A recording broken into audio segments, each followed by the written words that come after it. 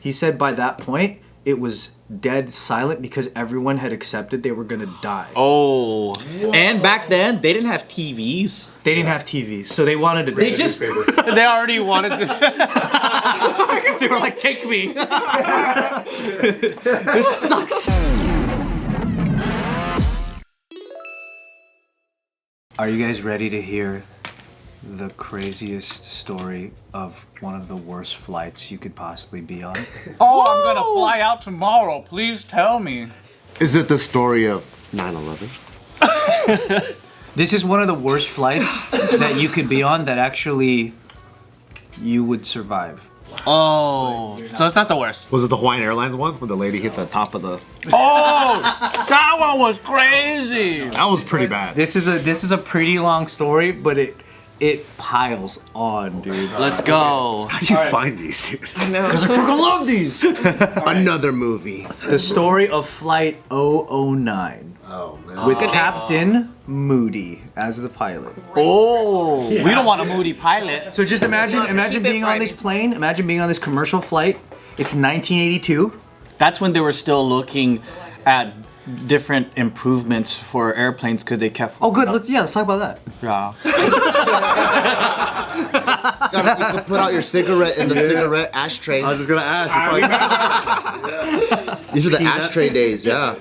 So imagine you're on this flight, and then the captain says, over the radio, "This is your captain speaking. It appears all 4 engines have gone out." What the? Just blunt. All 4 engines are out on this plane. So those airplanes got 4 engines.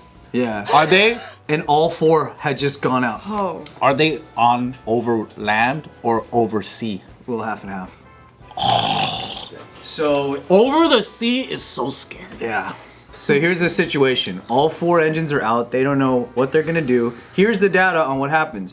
They're on a 747. It can glide 9 miles for every half mile that it drops. Okay. So that means, by the calculations, that buys them 30 minutes before they crash. Okay. At the height that they're in. Okay. Oh shit, before they free fall. But I bet it still feels like this though. Yeah, it does. But here's the tricky part. There's a way to restart the engines, but only from the outside. no. It's like a Mission Impossible movie now. It takes 3 minutes every time you try to restart an engine. What do you mean 3 minutes? So you got 10 tries. You have 10 10 tries. tries, You have 10 tries to get the engine going again before the plane crashes. Plus, the engine can only be restarted if the plane is traveling between 290 miles per hour and 310 miles per hour. This is like speed. Anything under or over. Anything under or over, Dude, this is speed in the air. and all the instrumentation devices don't work, so the pilot can't tell how fast. You gotta do it blind. He's gonna fucking die. He just has to crank. Yeah, but since you have 3 minutes between every attempt. So if you do an attempt when you're not going the right speed, you've wasted that attempt. Because then you have to have the allotted time to then go back. Yeah. How do you know you're going the 300 miles? Go like this. Yeah. And go. So what he has to do, there's no airspeed indicator, so he can't actually see the speed. So what he has to do is lower the nose. He has to lower the nose and raise the nose in order to try to change the speed of the plane and guess. Yeah. Oh, based off the feeling of how fast. He's just guessing as a pilot. So basically Captain Moody tries to like kind of finagle the plane to try to feel like it's at 290 to 310 before starting each time. And also, every time they attempt to restart the engines, massive fires shooting out of it. Oh. So Why? do it because the engines are busted. There's something wrong with it. They don't know what happened. A fucking pigeon flew in, I guarantee you. All 4? All 4 of them. It was a flock. There's a bunch of pigeons. So while he's trying to restart it, every time they try to fire up the engines, there's a risk that the plane catches fire. Oh my god. Because they're trying to restart 4 engines. Wow. Well, why don't they do 2 at a time?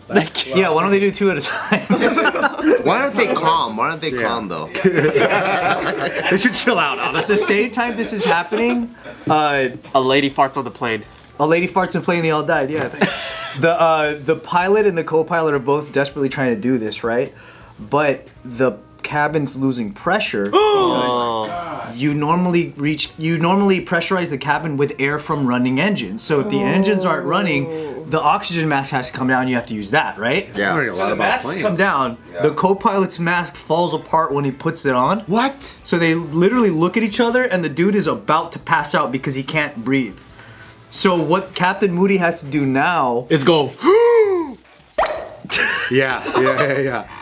What he has to do now, in order to save this guy from passing out because he needs him to start the engine, he has to drop the plane an extra 6,000 feet to reach an elevation where they don't need the mask. And now you lose so much more time. They're losing way more time Oh just to my keep this guy from God. passing out. This is like texting while driving. Wait, what? I gotta send this text out. This is a funny video, but fuck, it was on Instagram. How to get it back to my chest? Well, I'm going on the 405. I gotta like. I relate, dude. This is so relatable. Dude, it's bad. They end up dropping it another 6,000 feet so the guy is able to stay awake. Wow. Just to describe what's happening with the passengers by this point. 10 minutes left. Like, and the captain, he describes it like, because he has perfect detail about what happened. He said by that point, it was dead silent because everyone had accepted they were gonna die. Oh. And back then, they didn't have TVs. They didn't have TVs, so they wanted to. They just. They already wanted to. They were like, take me. This sucks. Everyone takes the oxygen mask and they go like this already. So they're going down, and so he said eerie. he said it's silent because with the engines not working, there's nothing to hear. So it's just like gliding down with no sound. Did they at least hear?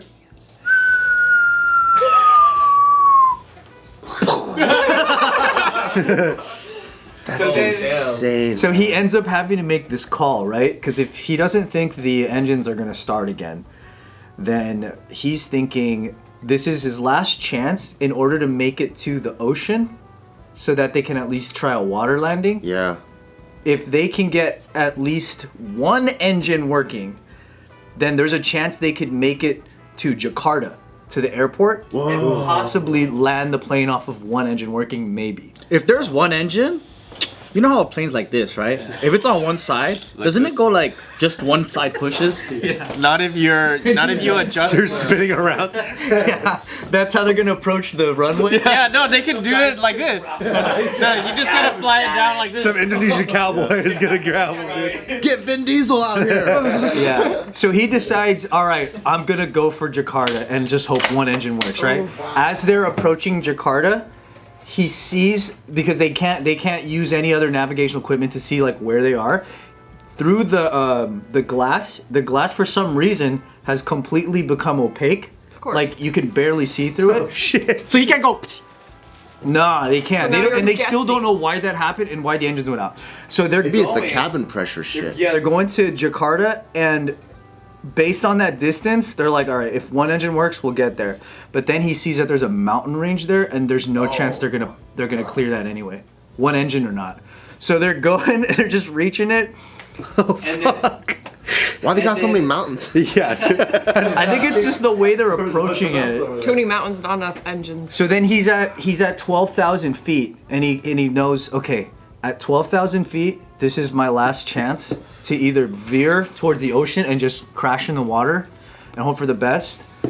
Try to turn the engine on one more time. And then right as he makes that decision, one engine starts working Woo! By itself?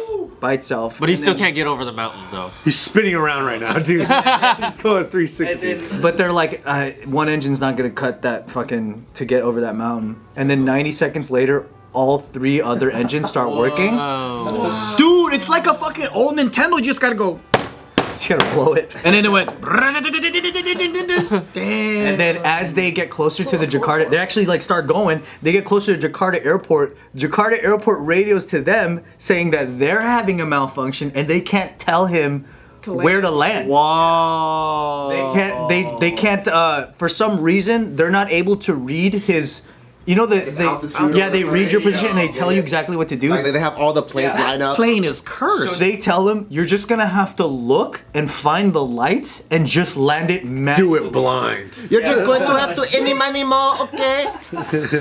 Yeah, so they're was like, anybody like on the tarmac or like? Who cares? they just gotta take a chance, yeah. Wow. So he's going down and basically they can't help him and he can't. There's no instrumentation to tell him either. So he has to do it blind? He has to do it literally like And he can't see from the. totally manual. So he goes as he's going down. Luckily, it's at night and he can see the lights. And he tries his best to just match the fucking plane to the lights. At night, too. That's so crazy. And then barely able to see out of the cockpit too because the glasses like for some reason got like super fogged up. And then they land the plane perfectly.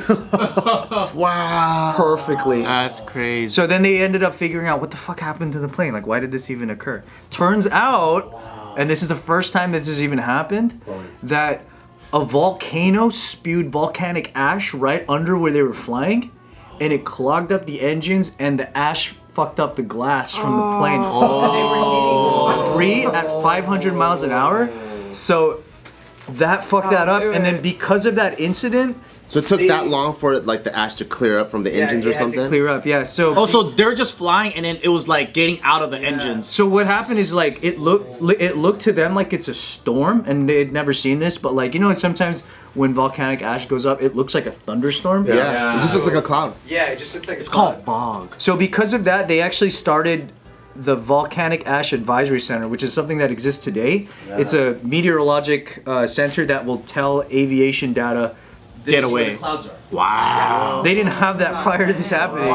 Safety. Fucking insane, dude. Jesus. So the dude ended up like flying clear until like he retired. He's Maverick, dude. He's better. You get an award for that? He got tons of rewards. He started this thing called the Kalyne Gliding Club, and what it is, it's just an organization. Subin that here. keeps all of the survivors of the plane like in touch. That's Wow, that's cool. Like some of them have gotten married, and like it's like all these like cool stories with all the people there, and yeah, that's how they made Imagine it. being That's that. insane. That should be a thing though, like just training more manual simulations just in case of all your instrumentation fails. Dude. You already know what to look for. It's like, okay, cool, I mean, I guess he knew. How fucking wild is That's that so shit, wild. dude? We have someone from the Kalyne Club here. Wow, Survivor. Hey, Subi's here. Come say hi, Subi. You just got off the plane? No worries, dude. It's okay. We know what you just went through. What do you have to say for yourself, man? Get him. You gotta We know what you just went through. You just His car broke. you just flew through. You just I flew. found out where my car was stolen. That's the seat. stolen car seat. That's the car problem. Yeah, that's the car problem. Hey, so just to close this video, what do you think of the Kalyne Gliding Club? Kalyne and what? Glove? Just what do you think? I think it's great. Yeah. What do you think it does? No idea. Take a guess. Kalyne and club? Just just guess what it does. Gliding club. Oh, gliding. Yep. You glide on the gliders, Yep. What else? and it's a club. One more thing. It flies. One more thing. I don't know. I don't know. What is going on? Yeah, isn't that the craziest flight to be on to That's survive? insane. That's better than the Denzel movie. I'm down to survive. Have that experience and survive. I don't know if I want to have that experience. That's fucking scary as. The dude is really cool too. The captain guy, they interview him about it, and he just makes jokes about it all the time. That's the best. And they were like, "What do you think about flying like back in the '80s versus now?" Because he was a pilot for the rest of his life, and he was like, he said something stupid. He's like, "I learned how to fly in the '60s," and he goes, "Back then, flying was dangerous and sex was safe." Pilots are always so cool. That's a pretty sick ass quote. I wonder if he was one of those prior pilots. You know, like a pilot in the military or something. Because he had like Plan A, Plan B, Plan Probably. C. Like, Because that's what most of the pilots at that time were from, right? It was Yeah. from They're like military. veterans, yeah. it sounded like he had so much experience. He's like, I know. I think he is, yeah. Problem solving. I think he is a veteran, actually. He sounds like it. Yeah. What a sick ass dude, right? Insane, man. Cool guy. Shout out to this guy, Captain Moody.